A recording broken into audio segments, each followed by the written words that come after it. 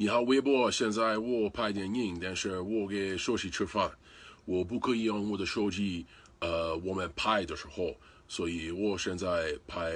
这个，因为他们给我拉了嘛，我不知道关于拉了嘛，但是中国人说这是非常好的 chili sauce，所以现在每天我用拉了嘛在西凉话，我用很多很多拉了嘛。不是广告，老板跟我没有关系，但是我认为很多中国人喜欢这个，我甚至越来越embrace 中国文化，很多中国人说老文化是中国文化，所以每天我吃老文化的西凉话非常非常非常好，我很喜欢。